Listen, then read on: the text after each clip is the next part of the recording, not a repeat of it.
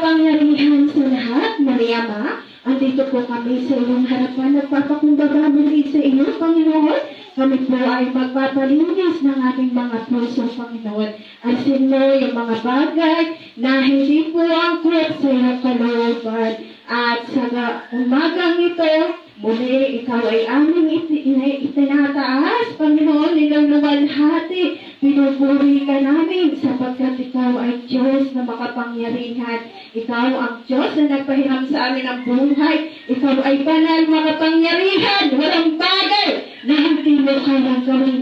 Kaya naman sa umagang ito, muli Ama, tanggapin mo ang aming pagpupuri at iparanas mo sa amin, iparamdam ko sa amin ngayong umagang ito, ang muli mong pag-iakap, ang iyong presensya ay maranasan ng lahat sa pamamagitan ng pananampalataya namin, Panginoon.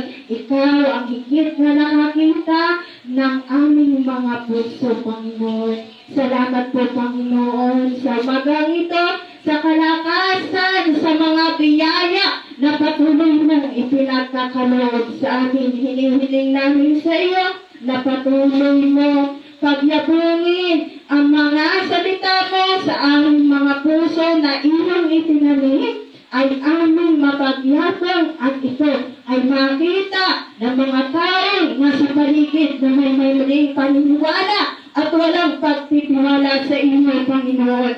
Ama, sa mga oras na ito, ipatong mo ang iyong kamay sa bawat isang nito, maging sa bawat pamilya namin na wala dito, pamilya ng manunugtog namin, pamilya ng bawat member na nandito at maging ng wala dito na aming mga kapatid, ay pataluhin mo ang iyong presensya, ang iyong kapangyarihan, anuman ang pangangailangan ng bawat isa, Panginoon, ay ibigay mo po ng lubos na naayon sa iyong kalooban. At hindi po ang kalooban namin na masunod, kundi ang kalooban namin. Dalangin din namin na sa bawat desisyon namin sa araw-araw, nais namin, ikaw ang manguna. At alam namin na kapag sa iyo namin inilapit ay walang pagkabigo, Panginoon. Kaya magtitiwala kami sa iyo na ang gawain ito,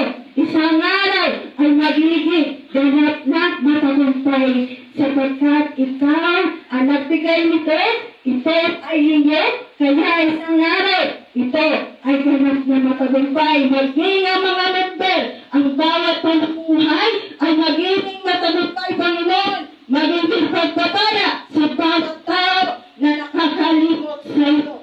Salamat po, Ama, sa umagang ito. Nawa ang iyong mga salita na mahanap ngayong umagang ito ay parang magmamala sa iyo, Panginoon. Ang lalabas sa bibig ng aming pastor ay magbubuhat lamang sa iyo, Panginoon. Ikaw ang gagabay, ikaw ang magpapatnubay, ikaw ang magbibigay ng karunungan sa bawat isa sa amin. At lahat